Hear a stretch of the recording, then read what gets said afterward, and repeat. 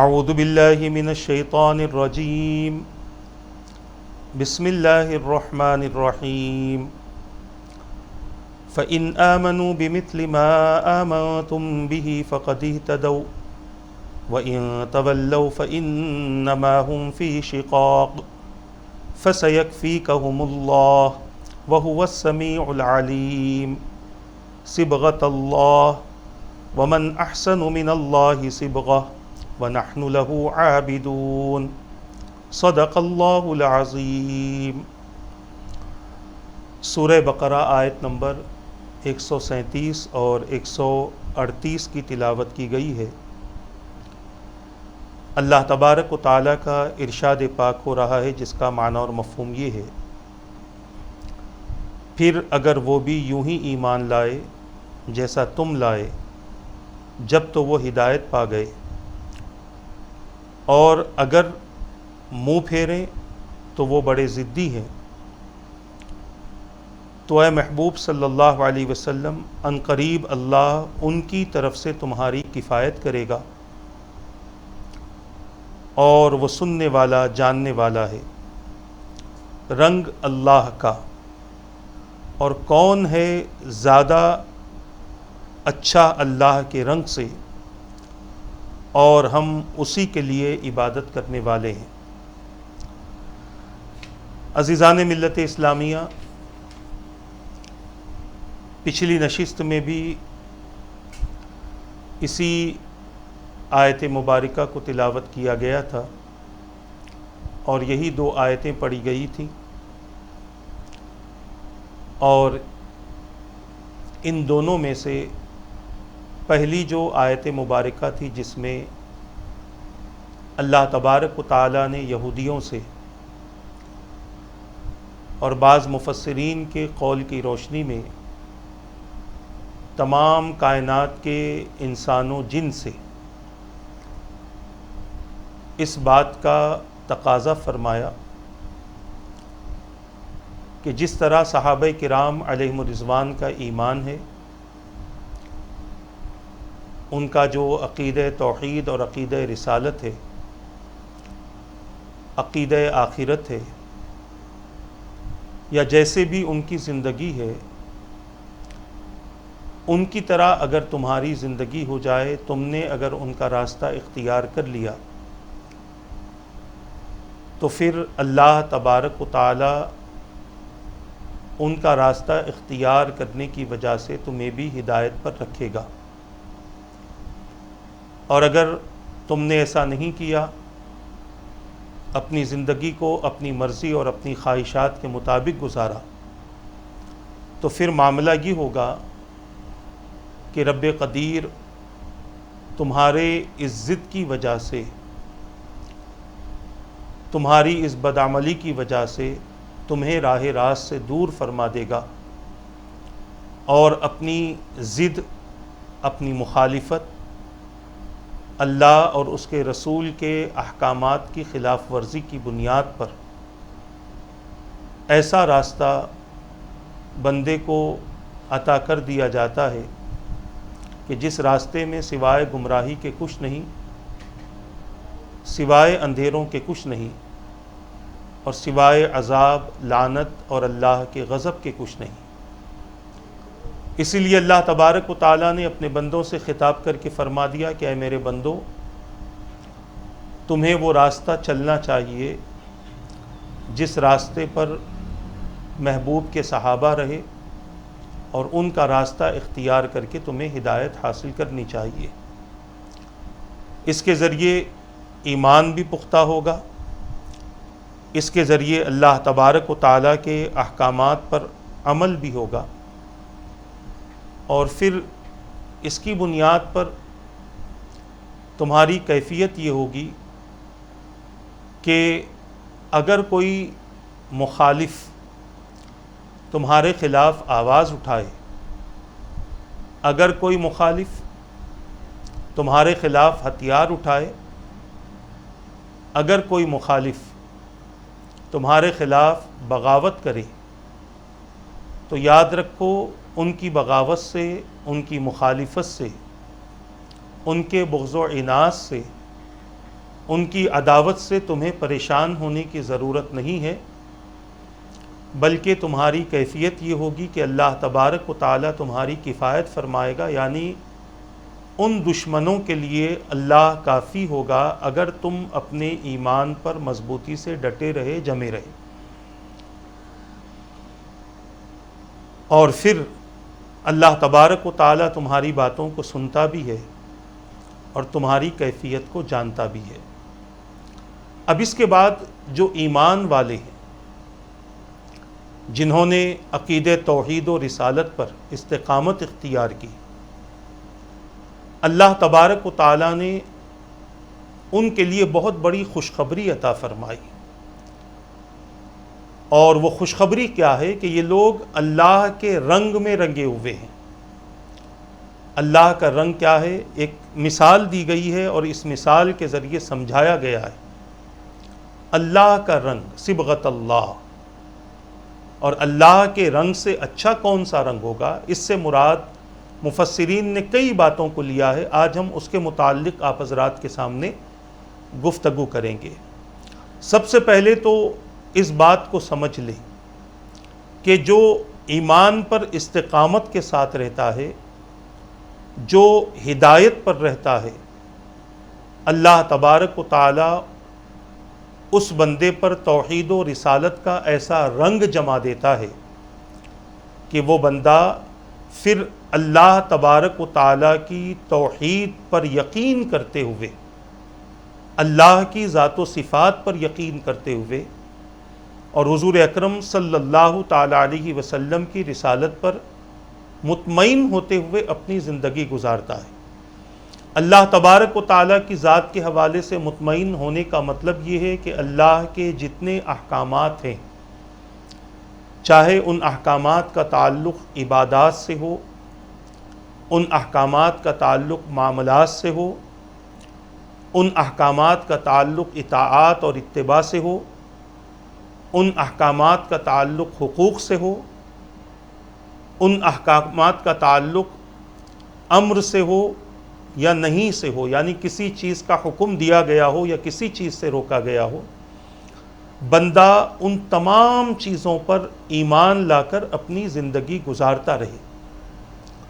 یہ نہیں کہ صرف اللہ کی ذات و صفات پر ایمان لایا، کلمہ پڑھ لیا، مگر عقیدہ کچھ اور ہے، نظریات کچھ اور ہے، سوچ کچھ اور ہے، فکر کچھ اور ہے، مزاج کچھ اور ہے، تو اس سے بندے کا ایمان ثابت نہیں ہوتا۔ بندے کا ایمان ثابت ہوتا ہے اس بات سے کہ بندہ عقیدہ توحید میں اپنے آپ کو مضبوط کر لے۔ اللہ نے جس چیز کا بھی حکم دیا ہے، چاہے ہمارا نفس اسے قبول کرے نہ کرے،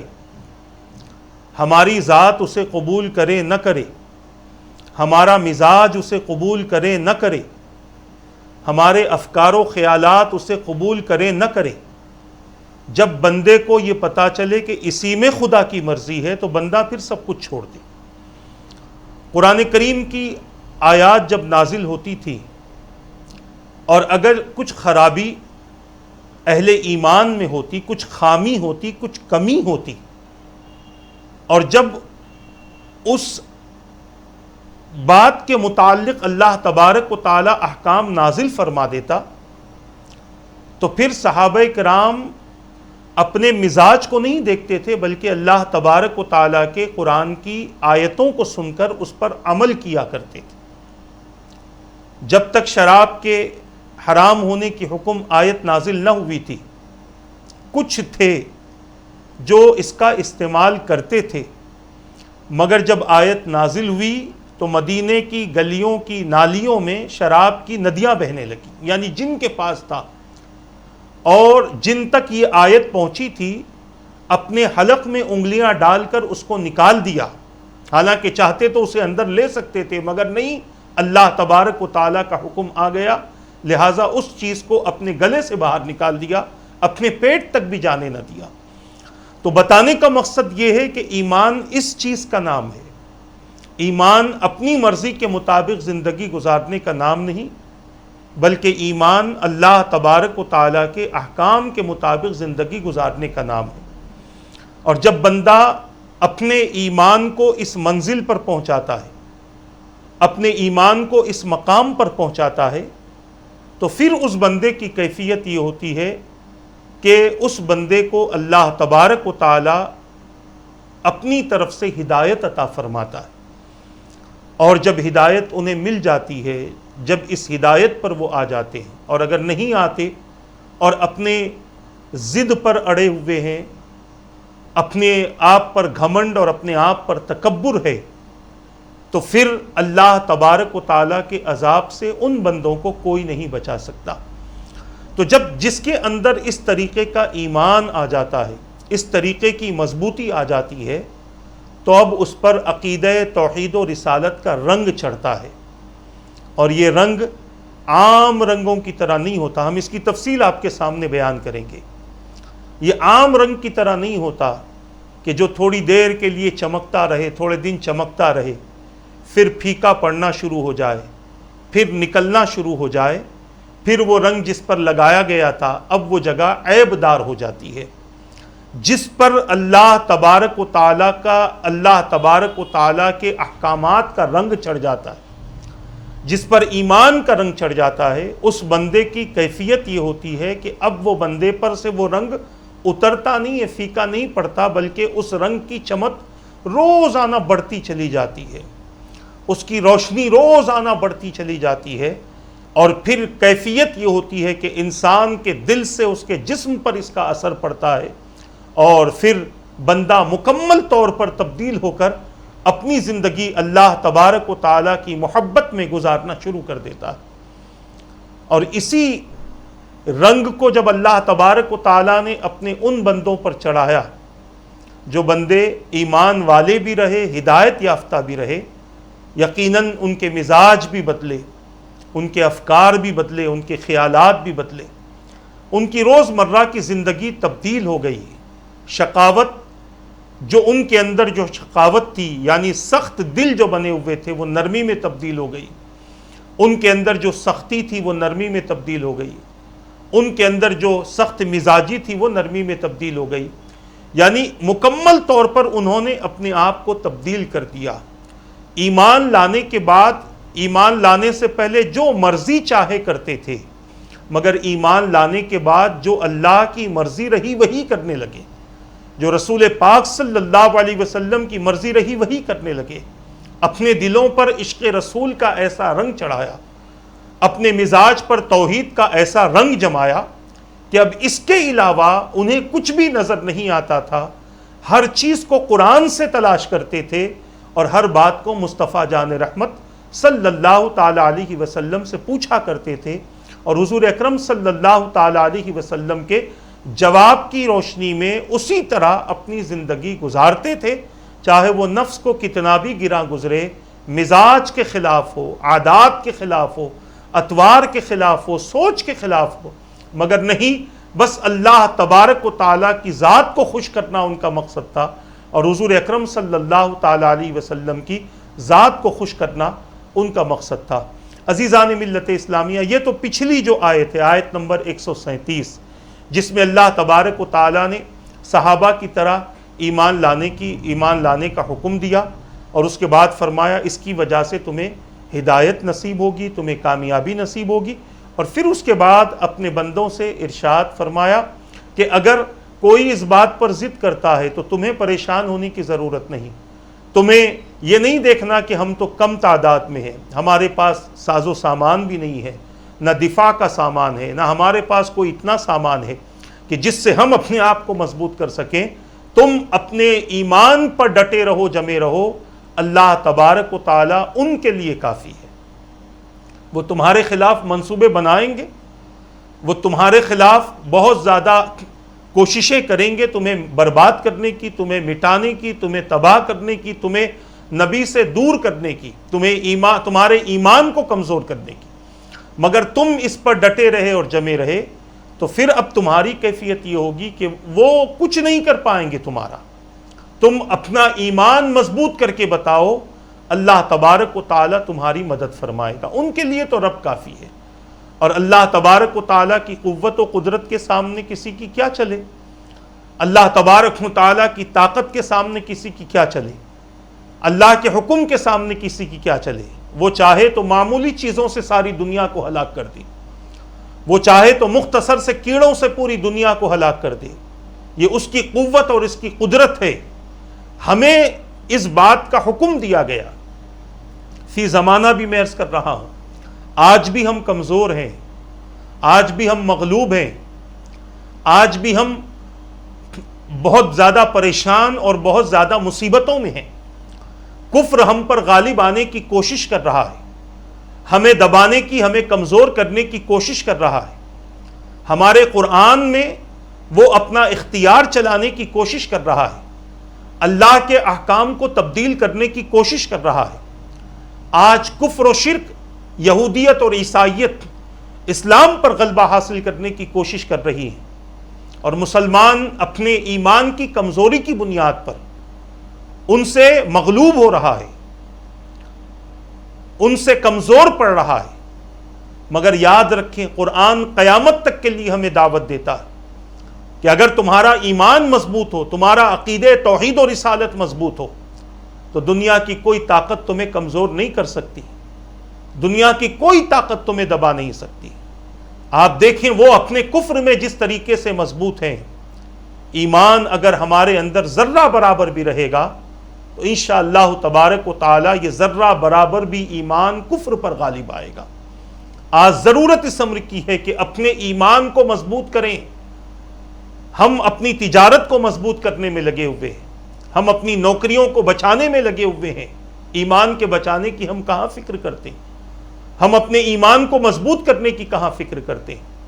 آج بھی اگر ایمان مضبوط ہو جائے تو اللہ تبارک و تعالیٰ کا وعدہ اپنے بندوں کے لیے قیامت تک ہے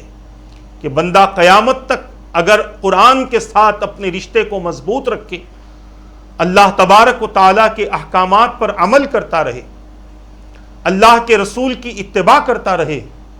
تو یقیناً اللہ تبارک و تعالیٰ اس بندے کو کبھی مغلوب ہونے نہیں دے گا،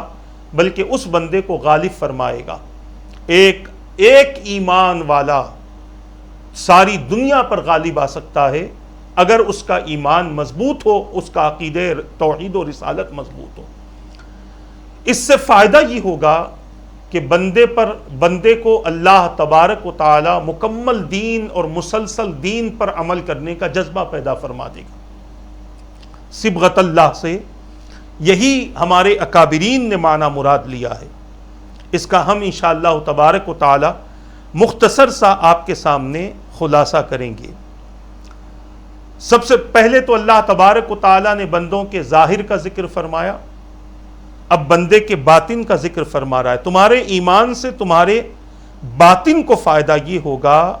کہ اللہ تبارک و تعالی اپنے بندوں کو خاص رنگ میں رنگ دے گا، جس سے ہمارا باطن اور ہمارا ظاہر ایسا رنگین ہو جائے گا کہ کسی پانی سے چھوٹ نہیں سکتا۔ میں نے آغازی میں کہہ دیا، نہ اس کا رنگ پھیکا پڑے گا، نہ اس کا رنگ نکلے گا، اور نہ کوئی اس پر عیب لگا سکے گا جس پر اللہ تبارک و تعالی کا رنگ چڑھ چکا ہے۔ اس رنگ سے مراد کیا ہے؟ بعض اکابرین نے فرمایا اس رنگ سے مراد فطرت سلیمہ ہے، یعنی انسان کی شرارت والی فطرت کو تبدیل کر کے سلامتی والی فطرت بنا دی جاتی ہے۔ اس رنگ سے مراد یہ ہے۔ بعض اکابرین نے فرمایا اس سے مراد دین اسلام ہے، یا تقوی و پرہیزگاری، یا نور کے وہ چھیٹے جو ارواح کی پیدائش کے وقت میں مومنوں پر پڑے تھے، یا صوفیاء کرام کے کشف کے رنگ ہے۔ کچھ بھی مراد اس سے ہو، مطلب یہی ہے کہ ہم اللہ کے خاص رنگ میں رنگے ہوئے ہیں۔ اگر اس سے ہم دین اسلام مراد لیتے ہیں تو دین اسلام تھوڑا سا نہ ہو، تھوڑا سا دین اسلام سے یہ رنگ نہیں آئے گا۔ یہ رنگ اس وقت آئے گا جیسے مثال دی جاتی ہے کہ ایک کپڑے کو رنگا جائے تو کپڑے کے اوپر کے حصے کو اگر آپ پکڑ لیں اور باقی حصے کو آپ چھوڑ دیں تو وہ رنگ اوپر تک نہیں آتا، جتنا آنکھ نے پکڑا ہوا ہے اتنا رک جائے گا، اتنا رنگ سے خالی رہے گا۔ اسی طرح ہمارے جسم کی کیفیت ہے، ہم صرف سر پر ٹوپی رکھیں، چہرہ غیر اسلام والا رہے، ہمارا لباس غیر اسلامی رہے، ہماری وضاقتہ غیر اسلامی رہے، ہمارا بولنا چالنا غیر اسلامی رہے، کچھ کو ہم نے سدھارا کچھ کو نہیں سدھارا، ہماری غذا حلال نہ رہے، ہمارے وجود پر ایسا لباس رہے جو حرام کے پیسوں سے خریدا گیا ہو، تو صرف تھوڑا سا حصہ اسلامی بنا کر باقی عمل کو غیر اسلامی رکھنے سے اللہ کا رنگ بندوں پر نہیں چڑھتا۔ اللہ کے رنگ سے مراد دین اسلام کا رنگ بندوں پر نہیں چڑھتا۔ اسی لیے اللہ تبارک و تعالیٰ نے قرآن مقدس میں ارشاد فرمایا، یا ایھا الذین آمنوا ادخلوا فی السلم کافہ ولا تتبعوا خطوات الشیطان، اے ایمان والو اسلام میں مکمل داخل ہو جاؤ، شیطان کے نقش قدم پر نہ چلو، انہ لکم عدو مبین، وہ تمہارا کھلا دشمن ہے۔ تو بعض اسلام کو اختیار کرنا اور بعض کو چھوڑ دینا، بعض احکامات کو اختیار کرنا بعض کو چھوڑ دینا، نبی کی بعض سنتوں پر عمل کرنا بعض کو چھوڑ دینا، اس کو اسلام نہیں کہتے۔ یہ فطرت اسلام نہیں، یہ فطرت سلیمہ نہیں، یہ دین اسلام نہیں ہے، نہ اس سے کوئی تقوی اور پرہیزگاری ظاہر ہوتی ہے۔ اصل بات یہ ہے کہ بندے کا ظاہر اور بندے کا باطن ایک جیسا بن جائے، ظاہر الگ ہو باطن الگ ہو، دونوں ایک دوسرے سے اختلاف رکھتے ہو، اندر کچھ اور ہے باہر کچھ اور ہے، تو اس کے بارے میں ہم یہ نہیں کہیں گے کہ اس پر اللہ کا رنگ چڑھا ہوا ہے۔ اور رنگ چڑھنے کا مطلب یہ کہ رنگ برنگی کپڑے پہن لینا، کلرفل لباس پہن لینا، اس سے رنگ نہیں آتا۔ رنگ یہ ہے کہ بندہ مکمل طور پر اسلام میں اپنے آپ کو داخل کر لے، مکمل طور پر اللہ تبارک و تعالیٰ کے احکامات کو اپنی زندگی پر غالب کر لے، جو کچھ اللہ نے فرمایا، جس کو حرام کہہ دیا اسے حرام جانے مانے اور کبھی بھی اس کو استعمال نہ کرے، جسے حلال فرما دیا اسے حلال جانے مانے، کبھی بھی اس کی مخالفت نہ کرے، جسے گناہ کہہ دیا اسے گناہ جانے مانے، کبھی بھی اس کو اختیار نہ کرے، اور جسے نیکی کہہ دیا چھوٹی ہو یا بڑی ہو کبھی بھی اس کو چھوڑنے کی کوشش نہ کرے۔ تو جب یہ فطرت انسان کے اندر پیدا ہوتی ہے تب دین انسان کے اندر آتا ہے، اسلام انسان کے اندر آتا ہے، تقوی انسان کے اندر آتا ہے۔ تو صبغت اللہ سے مراد یہ ہے، یا تو اس سے مراد دین اسلام ہے یا تقوی و پرہیزگاری ہے۔ تقوی و پرہیزگاری یہ ایمان کے بعد سب سے ضروری چیز ہے ایک ایمان والے کے لیے۔ یہ نہ ہو تو بندے کا کوئی عمل اللہ تبارک و تعالیٰ کی بارگاہ میں وہ مقام نہیں رکھتا جو مقام تقوی کی بنیاد پر عمل رکھا کرتا ہے۔ کیونکہ جس بندے کے اندر ڈر نہ ہو، اللہ کا خوف نہ ہو، تو پھر وہ بندہ کچھ بھی کر سکتا ہے، کبھی بھی کہیں پر بھی کچھ بھی کر سکتا ہے۔ اسی لیے تقوی و پرہیزگاری کا رنگ بھی اپنے اندر چڑھاؤ۔ یہ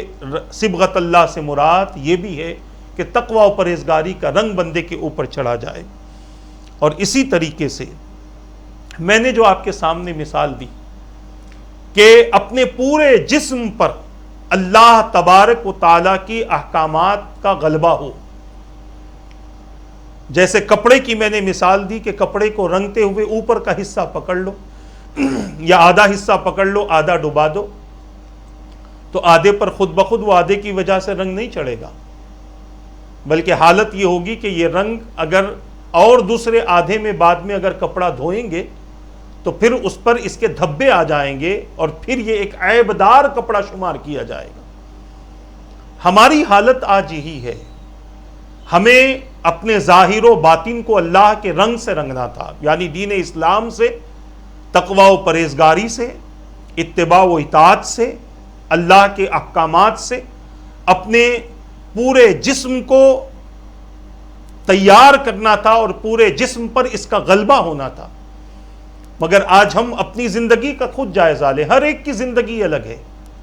یہ نہیں کہ کچھ کی زندگی کچھ ہے، کچھ کی زندگی کچھ ہے. ہر انسان کی زندگی الگ ہے. ہر کوئی اپنی طبیعت کے حساب سے جیتا ہے،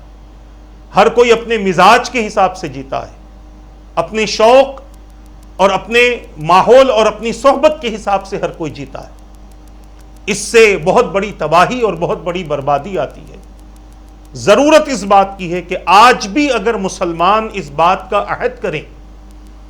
کہ ہم اللہ کے دین پر انگلی نہ اٹھنے دیں گے، ہم اسلام پر مضبوط ہو جائیں گے،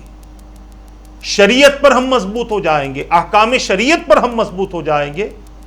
تو پھر آپ دیکھ لینا کہ کس طریقے سے اللہ کی مدد ہمارے ساتھ ہوتی ہے اور کس طریقے سے بندے کو قدم قدم پر کامیابی اور کامرانی نصیب کی جاتی ہے. تو عرض کرنے کا مطلب یہ ہے کہ اللہ تبارک و تعالیٰ کا جو رنگ بندوں پر چڑھتا ہے، چاہے وہ دین اسلام کی صورت میں ہو، تقوی و پرہیزگاری کی صورت میں ہو، یا اس نور کی صورت میں ہو جو ارواح مومن پر پیدائش کے وقت میں، ارواح کی پیدائش کے وقت میں مومنوں پر پڑے تھے. یہ رنگ یہ مضبوط ہوتا ہے اور یہ رنگ مضبوط کرنے والا ہے. جس طریقے سے، اور یہ رنگ میں نے کہہ دیا کہ یہ پھیکا پڑنے والا نہیں. اس رنگ کی خاصیت یہ ہے کہ بندہ جیسے جیسے عمل کرتا جائے گا ویسے ویسے اس کی چمک بڑھتی چلی جائے گی. یہ قدرتی رنگ ہے، اس کی چمک بڑھتی چلی جائے گی. اور جب دل چمکدار ہوگا تو اس کی چمک چہرے پر بھی ظاہر ہوگی، اس کی چمک جسم پر بھی ظاہر ہوگی، کیونکہ دل ہمارے جسم کا سردار ہے. اور اگر یہ چمکنا شروع ہو جائے تو چہرہ بھی چمکتا ہے اور سارا وجود بھی چمکتا ہے. اور پھر سن لیں ومن احسن من اللہ صبغہ، اللہ کے رنگ سے بڑھ کر کس کا رنگ ہے؟ دنیاوی رنگ پرانے ہو کر پھیکے پڑ جاتے ہیں، دھل کر دوسرے کپڑوں پر اپنا رنگ چڑھا دیتے ہیں، مگر یہ رنگ نہ پھیکا پڑتا ہے نہ یہ رنگ چھوٹتا ہے، بلکہ یہ رنگ اور تیز ہوتا جاتا ہے بندوں کے اعمال کی وجہ سے. آج جو دنیاوی رنگ ہم پر چڑھے ہوئے ہیں، اسی رنگ کی کیفیت یہ ہے کہ بندہ گناہوں میں مبتلا ہے. آپ دیکھ لیں، تاریخ اس بات پر شاہد ہے، جنہوں نے اپنی زندگی میں دین کا رنگ چڑھایا تھا وہ سچے اور پکے دیندار بنے، سچے اور پکے مسلمان بنے، سچے اور پکے ایمان والے بنے. آج تک ان کے اعمال سے لوگ نصیحتیں حاصل کرتے ہیں، آج تک ان کی سیرت کو لوگ اپناتے ہیں، آج تک ان کے تقوی سے لوگ مستفیض ہوتے ہیں، آج تک ان کے اعمال صالحہ سے لوگ مستفیض ہوتے ہیں. مگر جنہوں نے اپنے اوپر دنیا کا رنگ چڑھا لیا، یہ رنگ بھی جلدی نہیں اترتا، بلکہ جب دنیا کا رنگ چڑھ جاتا ہے انسان بدمستی کا شکار ہوتا ہے، انسان جھوٹ اور دھوکے کی زندگی گزارنا شروع کرتا ہے، انسان اپنے آپ کو بربادی کی اور تباہی کی طرف لے جاتا ہے. یہ قتل و غارت گیری جو آج کل عام ہو چکی ہے، یہ دنیا کا رنگ لوگوں پر چڑھا ہوا ہے. بعض لوگ قتل کر کے اپنے آپ کو طاقتور بتانا چاہتے ہیں، بعض لوگ قتل کر کے کسی کا حصہ اپنی ذات کے لیے لینا چاہتے ہیں، بعض لوگ قتل کر کے اپنے آپ کو بہت بڑا بتانا چاہتے ہیں. مگر یہ سب اللہ تبارک و تعالیٰ نے ان سب چیزوں کو حرام فرما دیا ہے. ان سب چیزوں کو اللہ تبارک و تعالیٰ نے تباہی اور بربادی کا ذریعہ فرما دیا. بعض لوگ رشوت لے کر اپنے آپ کو بہت جلد دولت مند بنانا چاہتے ہیں، بعض لوگ سود کا کاروبار کر کے اپنے آپ کو بہت جلدی بڑی بڑی جائیدادوں کا مالک بنانا چاہتے ہیں. یہ دنیا کا رنگ ہے جو لوگوں پر چڑھا ہوا ہے. مگر جن کے دلوں پر دین کا رنگ چڑھ چکا تھا، آج ہزاروں سال ہو چکے ہیں ان کو وفات پا کر، آج سینکڑوں سال ہو چکے ہیں ان کا وصال ہو کر، مگر اس کے باوجود لوگوں کی زبانوں پر وہ زندہ ہے. تاریخ کی کتابوں میں ان کی سیرتیں لکھی ہوئی ہیں. تاریخ کے اوراق پلٹو تو ان کے اعمال کا تذکرہ ملے گا، ان کے اخلاق کا تذکرہ ملے گا، ان کے کردار کا تذکرہ ملے گا. یہ کون ہے؟ یہ اللہ کے رنگ میں رنگ چکے تھے، یہ اللہ تبارک و تعالیٰ کی عبادت میں اپنی راتوں کو گزارتے تھے. اور سن لو، جن پر دنیا کا رنگ چڑھتا ہے وہ کبھی مسجد کی طرف نہیں آتا، وہ کبھی خدا کی عبادت کی طرف نہیں آتا، اور جن کو اللہ نے دین کا رنگ عطا فرما دیا وہ کبھی مسجد نہیں چھوڑتا، مسجد کا راستہ نہیں بھولتا، اللہ کی عبادت کے اوقات کو یاد رکھتا ہے، اللہ کا ذکر مسلسل اس کی زبان پر جاری ہوتا ہے، اس کے قدم اٹھتے ہیں تو خدا کی اطاعت میں، اس کی زبان کھلتی ہے تو خدا کے ذکر میں، اس کے کان سنتے ہیں تو اللہ تبارک و تعالیٰ کے احکامات سنتے ہیں، اس کا وجود کچھ کرتا ہے تو اللہ کی اطاعت کرتا ہے۔ دنیا کا رنگ سوائے نقصان کے کچھ نہیں ہے، اور پھر اس رنگ کی کیفیت یہ ہے کہ اس رنگ میں رنگے جانے والا بہت بڑی مصیبتوں کا اور بہت بڑی پریشانیوں کا شکار ہوگا، اور جو خدا کے رنگ میں رنگ گیا، دین اسلام کے رنگ میں رنگ گیا، خدا کی قسم وہ مصیبتوں کا شکار نہیں ہوتا، بلکہ اس کی دعاؤں سے مصیبتیں ٹال دی جاتی ہیں، اس کی دعاؤں سے پریشانیاں ختم کر دی جاتی ہیں، اس کی دعاؤں سے بیماریوں کو دور کر دیا جاتا ہے، اس کی دعاؤں سے لوگوں کو بے چینی اور بے قراری سے نجات دے دی جاتی ہے۔ یہ اللہ کے رنگ میں رنگنے والوں کی کیفیت ہے۔ اسی لیے آپ دیکھ لیں، اکثر مسلمان مصیبت میں یا تو مسجد کی طرف آتے ہیں یا اللہ والوں کے پاس جاتے ہیں، اللہ والوں کے پاس جا کر ان سے دعاؤں کے التجا کرتے ہیں، اور ان کی دعاؤں کی وجہ سے اللہ تعالیٰ ان کی مصیبتوں کو آج بھی دور فرماتا ہے، ان کی پریشانیوں کو آج بھی دور فرماتا ہے۔ میرے پیارے آقا صلی اللہ تعالیٰ علیہ وسلم کے پیارے دیوانوں، تو عرض کرنا یہ ہے کہ اللہ تبارک و تعالیٰ کا جس بندے پر رنگ چڑھ گیا تو پھر اس بندے کی کیفیت یہ ہے کہ وہ بندے خدا کی عبادت ہی میں مصروف رہتے، وَنَحْنُ لَهُ عَابِدُونَ، ہم اسی کی عبادت کرتے ہیں، یعنی جس نے ہم پر یہ رنگ چڑھا دیا، جس نے ہمیں دین اور اسلام اور تقوی عطا کر دیا، جس نے اپنے نور کے چھینٹے ہمارے جسموں پر مار دیے ہیں، یقیناً اس ذات کی عبادت ہم کرتے ہیں، اور اس ذات کے احکامات پر ہمارا عمل ہوتا ہے۔ عزیزان ملت اسلامیہ، کچھ تفسیر کا خلاصہ آپ حضرات کے سامنے اس حوالے سے عرض کروں۔ مفسرین فرماتے ہیں، اے مسلمانوں، تمہیں یہ نہ سمجھنا چاہیے کہ اہل کتاب کچھ ہدایت پر ہیں اور تم سے قریب، کیونکہ وہ بعض پیغمبروں پر ایمان رکھتے ہیں، بعض کتابوں کو مانتے ہیں، بعض کو نہیں مانتے۔ اگر وہ تمہاری طرح پورے اسلام کو قبول کر لیں تو تمہارے ساتھ ہدایت میں شریک ہوں گے اور وہ تمہارے بھائی ہوں گے، اور اگر ایک بھی عقیدہ ان کا تم سے الگ رہا تو یقین کر لو وہ ضدی ہیں، تمہارے دشمن ہیں، تم سے ان کے مقابلے مقاتلے ضرور ہوں گے، مگر اے حبیب پاک صلی اللہ تعالی علیہ وسلم، آپ مسلمانوں کی کمی اور ان کے مال و اسباب کی کمی کی وجہ سے آپ فکر نہ فرمائیں، اللہ تعالیٰ ان کے مقابلے کے لیے کافی ہے، اور آپ کی یہ چھوٹی سی جماعت ان پر غالب آئے گی۔ دیکھ لیا غزوہ بدر میں کیا ہوا، اسی طرح اور بھی غزوات میں کیا ہوا۔ اور پھر مفسرین فرماتے ہیں کہ رب نے یہ وعدہ پورا بھی فرما دیا، چند سال کے اندر یہود میں سے بنی قریظہ مسلمانوں کے ہاتھ مارے گئے، بنو نذیر جلا وطن ہوئے، اور اہل خیبر مسلمانوں کے رعایا بنے۔ عیسائی اس وقت خاص شرارت نہیں کرتے تھے، اور ان کے اندر کچھ ایسی طبیعت والے لوگ تھے، جیسے نجاشی بادشاہ تھا، اس نے اسلام قبول کیا، نجران کے عیسائیوں نے صلح کر لی، ہرقل قیصر روم نے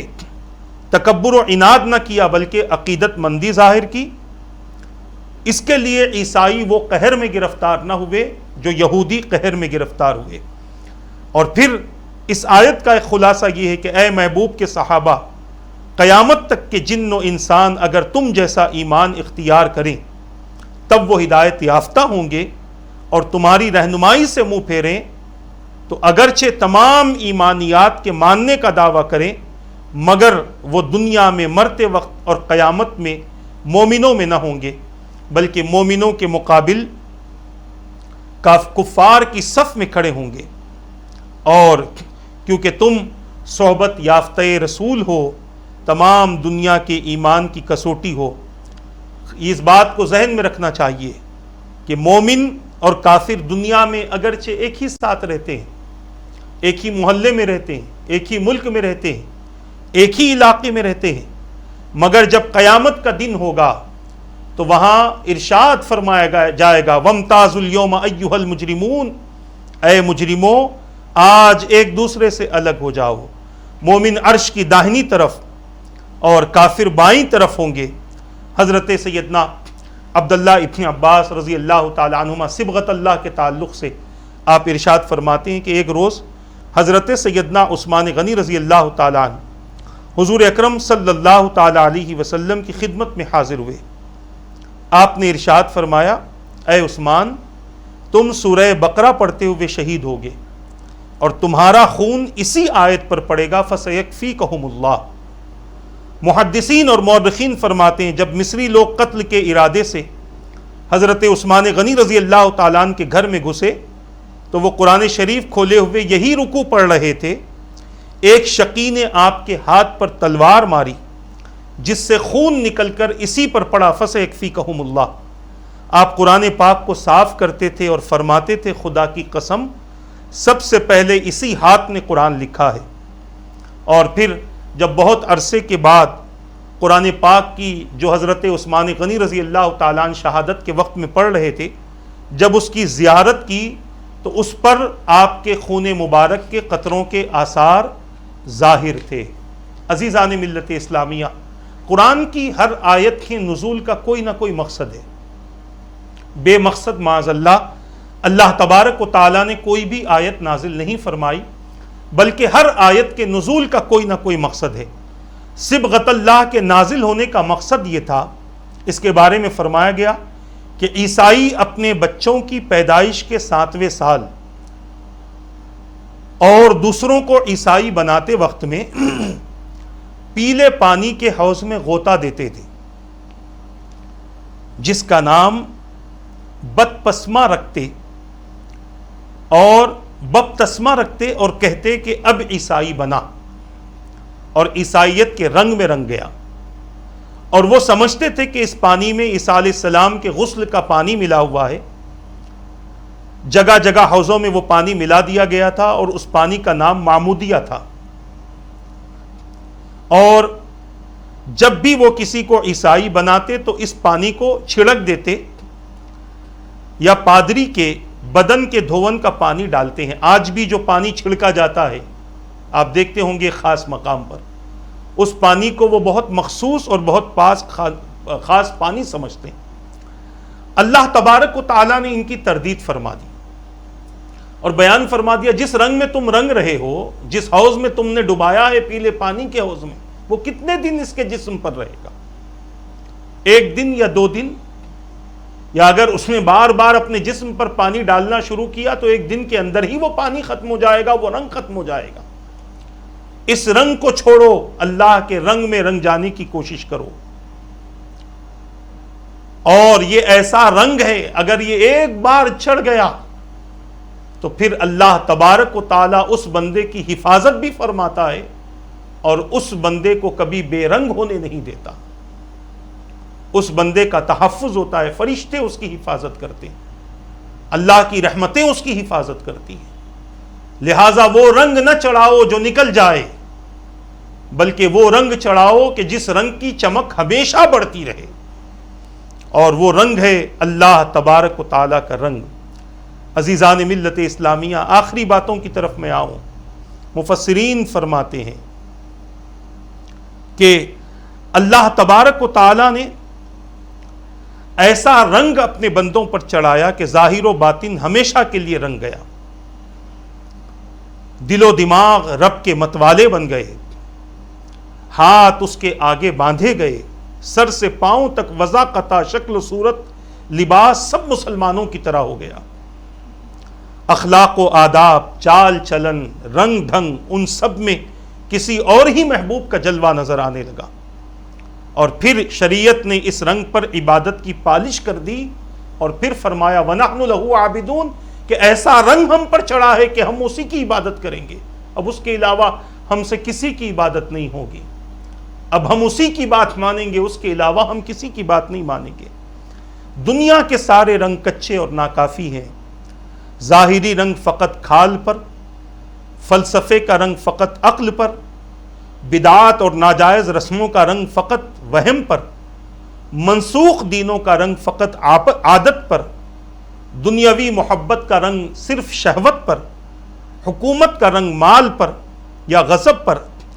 اور پھر یہ سارے رنگ جل مٹنے والے ہیں۔ اللہ کا رنگ وہ رنگ ہے ہر ظاہر و باطن سب پر چڑھ جائے اور کبھی نہ چھوٹے، اور اللہ ان رگے ہوئے محبوبوں میں ہم سب کو بھی شامل فرما لے۔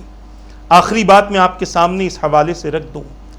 حضور اکرم صلی اللہ تعالی علیہ وسلم نے اپنے صحابہ پر جب اللہ تبارک و تعالیٰ کے دین کا رنگ چڑھایا تو آپ کو پتا ہے ابو بکر صدیق بن گئے، عمر فاروق بن گئے، عثمان غنی بن گئے، علی اسد اللہ بن گئے،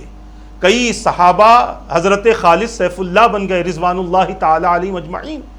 صحابہ کی کیفیتیں بدل گئی،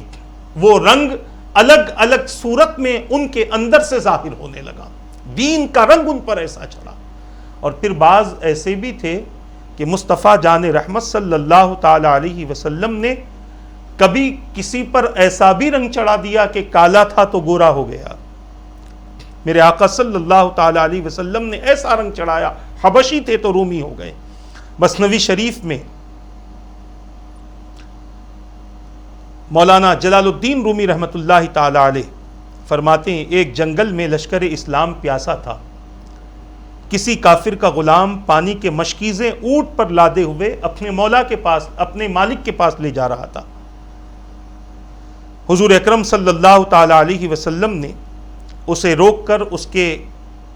مشکیزوں سے سارے لشکر کو پانی پلانے کا حکم دیا۔ لشکر نے پانی پیا، لشکر کے مشکیزیں بھر گئے،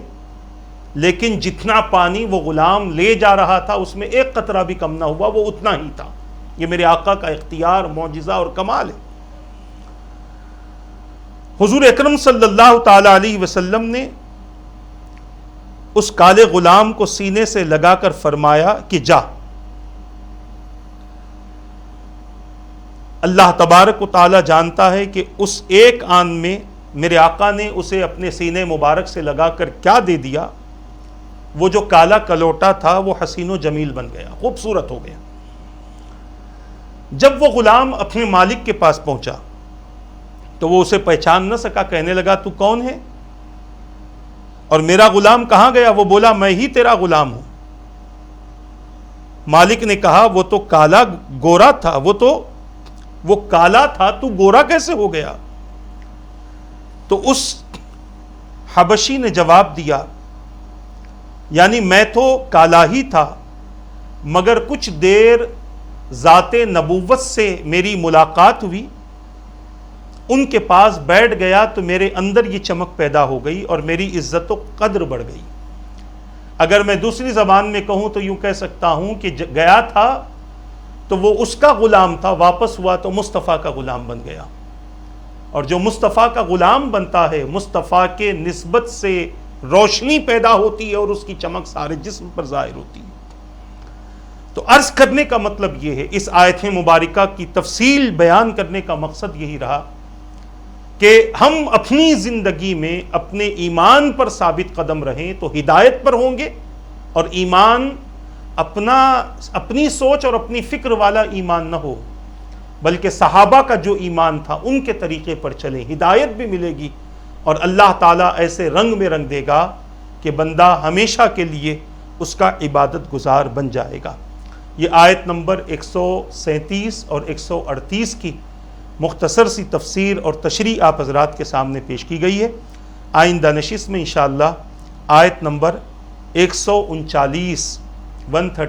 کی تفسیر کا درس آپ کے سامنے دیا جائے گا۔ اللہ تبارک و تعالیٰ سے دعا ہے رب قدیر جو کچھ کہا گیا کہنے میں غلطی ہو تو اپنے حبیب کے صدقے معاف فرما دے، ان باتوں پر مجھے اور ان سب کو عمل کی توفیق عطا فرما، عام کرنے کی توفیق عطا فرما۔ مولا تمام بیماریوں سے، مصیبتوں سے، پریشانیوں سے، تکلیف سے، آفات و بلیات سے ہم سب کو چھٹکارا عطا فرما دے، تمام بندوں کے جائز مقاصد کو پورا فرما، تیری عبادت کی توفیق عطا فرما، اپنے فضل سے اپنے حبیب کے صدقے ایمان کی سلامتی کے ساتھ زندگی عطا فرما، ایمان کی حالت میں کلمہ پڑھتے ہوئے نبی کا دیدار کرتے ہوئے موت نصیب فرما۔ مولا جتنے بھی کرونا وائرس کی وبا سے بیمار ہیں ان سب کی بیماریوں کو اپنے فضل سے اپنے حبیب کے صدقے صحت میں تبدیل فرما دے برحمتک یا ارحم الراحمین وما علینا الا البلاغ۔ السلام علیکم ورحمۃ اللہ وبرکاتہ۔